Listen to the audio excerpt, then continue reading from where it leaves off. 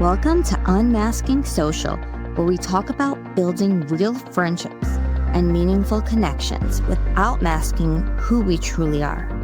I'm your host, Sharon Baum, a speech and language pathologist with an expertise in social thinking and how it relates to autism and ADHD, specifically with our teens and tweens. Let's dive in.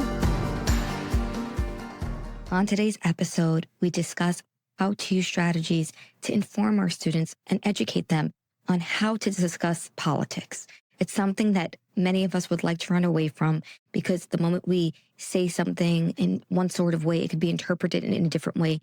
But we owe it to our students in this high temperature political environment that is going to be hard for them. And it's something that they're going to need to know how to deal with in the future.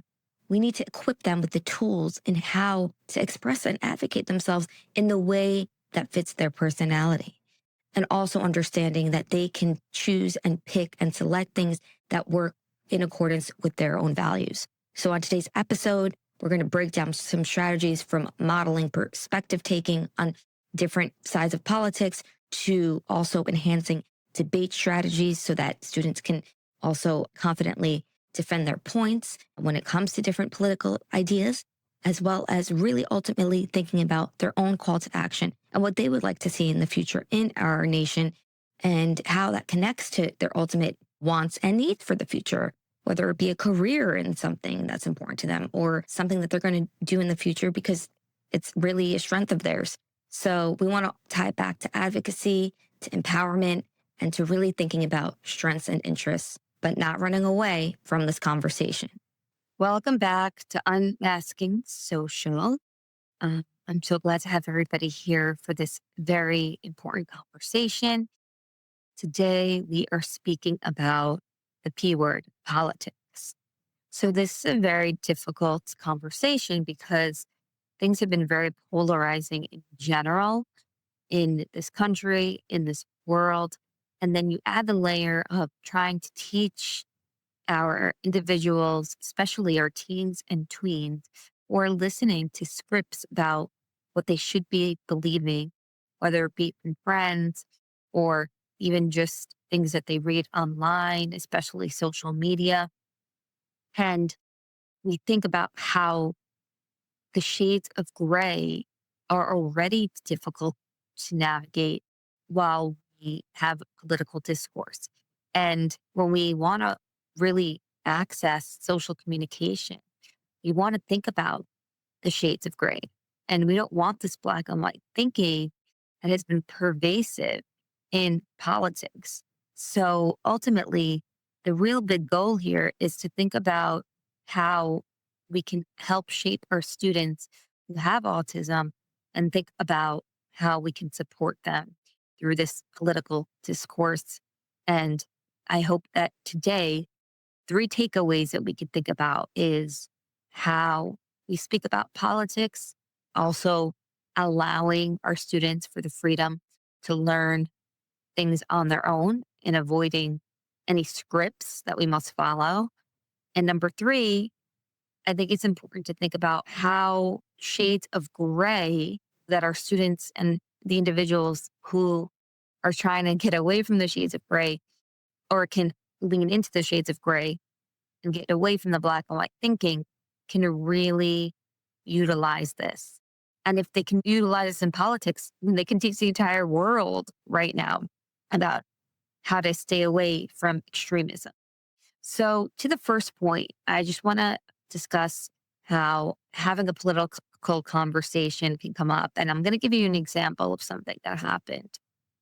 A number of years ago, I was working with a group, and one of the students, who I believe was born in Russia, stated to the group that if they don't believe that a country has a democracy, they will force it on you. And he was referring to the war in Iraq and other Middle Eastern wars and even other wars initiated. And then there was another student that said, "What are you talking about? America always has our best interests and will only fight a war if in pursuit of something important for us that saves the other people." And then there was another person who said, "Guys, stop. You're going back and forth." And Again, that's okay because we want to allow for different people to express themselves. Not everyone's going to care about politics. And same thing with our autistic teens and tweens. But these political conversations are going to come up and they're going to come up spontaneously. And we're going to have to, in the moment, capitalize on those teachable moments. And that's allowing for authentic discourse around politics and not running away. Because the easy thing would be to run away and not have these difficult conversations in a world where people are canceled. It's so scary. And our students know that. They're on social media, they know what's going on. And there might be some fears associated with that. But during that teachable moment, we were able to think about everybody's perspectives, which is really hard these days with our neurotypicals in a world that's so polarizing. And essentially, what we learn is that a lot of what is going on is just different people having a different point of view based on what maybe their upbringing, what they're exposed to. So when we broke it down in that conversation, we realized that the student that was from Russia just was really upset because he felt like Russia was getting a bad name and America was creating a bad name. And he was from Russia. And it was just, he felt like his perspective was coming from that. And he shared examples of why he believes that. And the other individual was expressing how he comes from a family that's very patriotic and he's had family that has been to war, has gone to the army. And so we kind of molded that conversation into a moment where people can really share why they think the way they think. And then they were able to bounce ideas off each other. And the apathetic person actually leaned into the moment and said, "Oh, wow, this is interesting." And then he actually had an idea as well, which was that there's no system that's perfect. So everybody was bringing something different to the table. If only everybody can do this, and especially in big cities like New York City, where having a conversation can turn into like a fight in just a moment about this kind of stuff. So allowing those conversations to happen spontaneously is important, but also preparing our students for what's to come. Because when they're teens and tweens in general, it's a very moldable time. That's a time where their viewpoints are being shaped, where they're starting to have a lot of different experiences, where they're trying to think about the world in different ways, where things in the future that they're going to do are going to be based off of ideas they have now. So it's our responsibility to also prepare them for that and have conversations about politics while we stay away from the black and white thinking and just tell them that this is what's going on, right? This is the world that we're living in right now. But everybody still is entitled to an opinion, and it could be based on environmental things. It could be based on your upbringing. It could be based on your opinion, and it could be based on your passions. You're allowed to have passions, right? The whole thing about all of this is embracing our passion. So if you're really passionate about something, you are going to embrace certain things in politics, maybe that look bad to somebody else because you're passionate about, let's say, economics, right? So you may not like certain people that don't care about economics, or you're really passionate about buildings and you don't like the way that the skyscraper looks or other buildings or things that can be shaped by the people that are in office. So we want to think about passions and the environment and what shapes everybody's opinion so that everyone can share opinions. But we want to prepare our students that, yes, there will be people that will have bold opinions. There will be people that will be sharing things in a way that are different than others. Some will be more aggressive when they share about their political views. Some will be a little less aggressive. But staying away from this topic, as scary as it is during these times, is not going to help our students and prepare them for what is coming, which is hopefully things will change. But this is a very difficult time where people really judge each other all the time just based on who they voted for, who they didn't vote for. If they didn't align 100% with the black and white thinking and with the scripts that go along with it. But it's so beautiful when you're able to have a conversation, an authentic conversation with somebody who has a different point of view and you can have a healthy back and forth and you can bring in what you feel and what you think and why you think that way. So that's one really important point is catch those teachable points, allow people to push them to share more and get everybody to start thinking more and more and think about other people's opinions and ideas but also let them take their passions. And if somebody's passionate about politics, great. Let them run for office one day, prepare them for that. Let them think about how they're going to debate, right? Set up some nice debates in your sessions, which has always been wonderful debating.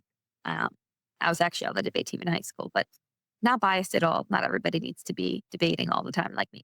But the other thing that I want to touch upon, the second takeaway, is thinking about how to stay away from embracing the shades, staying away from the black and white thinking, embracing, right?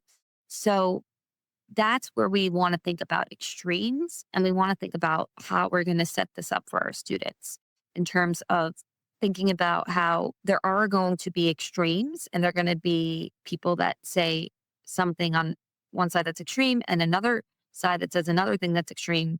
We call it the alt right and alt left, really, in our system here, but it's permeated the world in terms of this extremism, and letting them know that it is important to think about, well, there is middle ground. They are allowed to have some ideas from here, some ideas from here. They don't have to follow a script because everything we do is authentic. Everything we try to strive for is authentic conversation.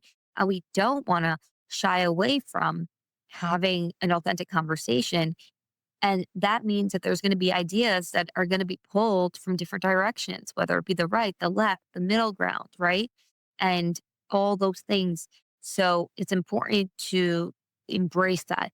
So, what that can look like in any session or anytime we have authentic conversations is try to think about, well, that's a great idea.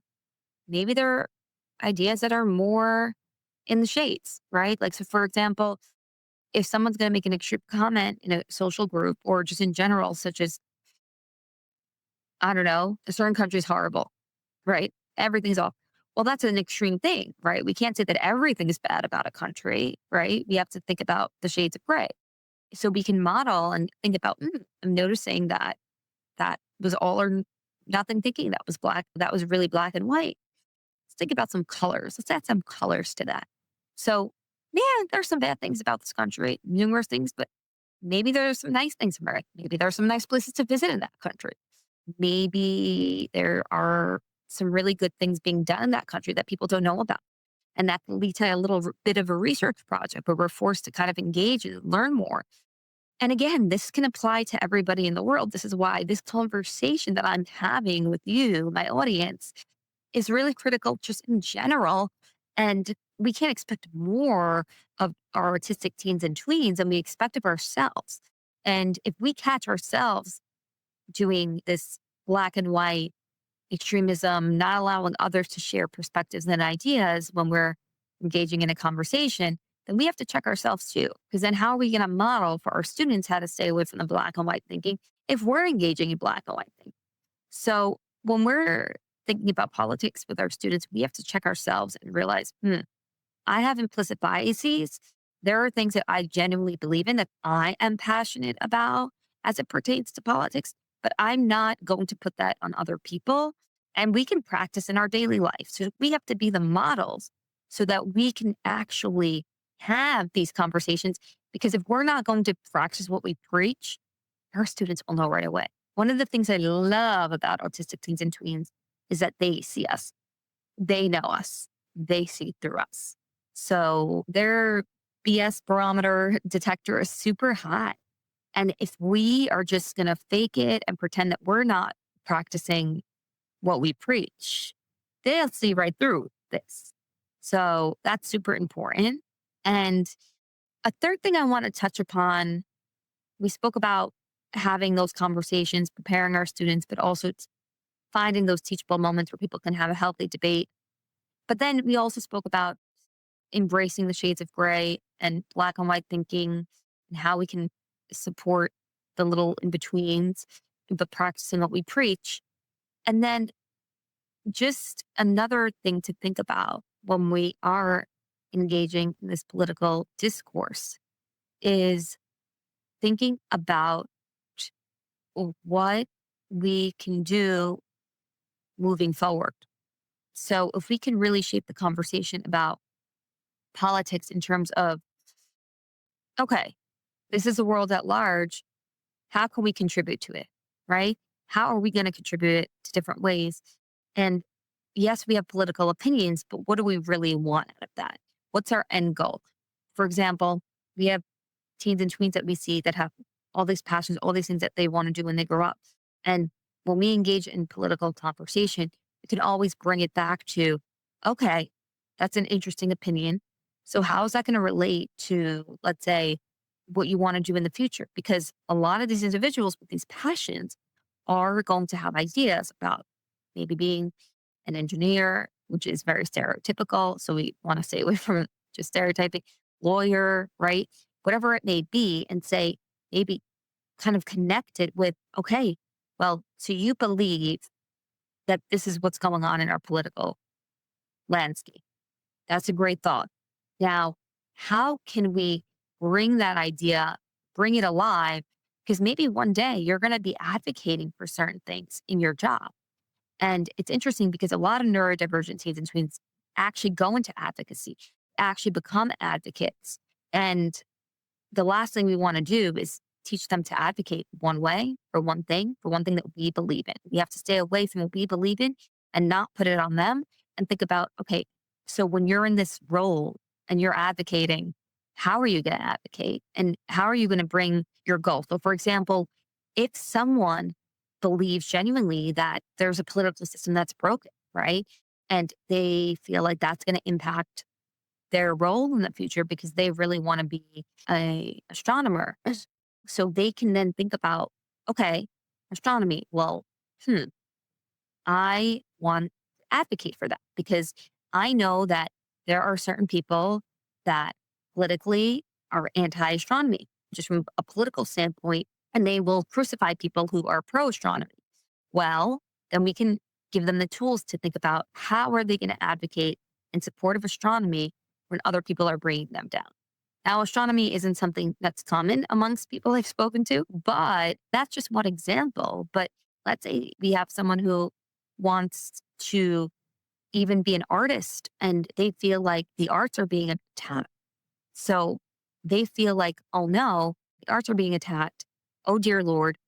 This means that when they're an artist, their craft and everything that they're trying to do can be affected. So essentially, we really want to think about how what goals they're going to have in the future, how they're going to set them up, and how they're going to advocate. Because again, a lot, like I said, of our neurodivergent tweens love advocacy, and they become sometimes the biggest advocates for their own community. So anyway, essentially, we're living through tough times, and one of the reasons why I'm having this conversation is because I will be having a podcast episode with someone who is an activist, and they are an activist for something very specific. And of course, in these difficult times, listening to that episode will be important because, again, this is somebody's perspective and they're someone that has leaned into certain ideas and opinions.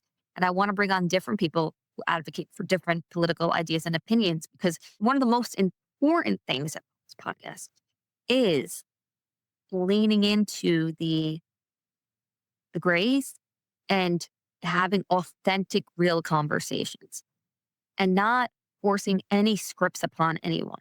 So opinions always allowed, perspectives always allowed, in fact, embraced, supported, and celebrated. So just remember that when you're listening to this podcast, opinions and perspectives are important because it's all about perspective taking. It's all about authentic conversation. And so the way that we build up our individuals for success or ourselves for success is to listen authentically to others, even if we think differently, even if it's politics, even when the rest of the world is telling you you have to believe one thing, that doesn't mean you have to. And it's very important for our autistic teens and tweens who are vulnerable to the black and white to let them know that no, they are allowed to have different opinions and go with it and embrace it and share it with the world. But we want to set them up for success and teach them that, yes, this is a difficult political climate and how we advocate, the way we advocate, the way we listen is going to be critical. So, in summary, we really want to take this to the next level with politics. We don't want to avoid it.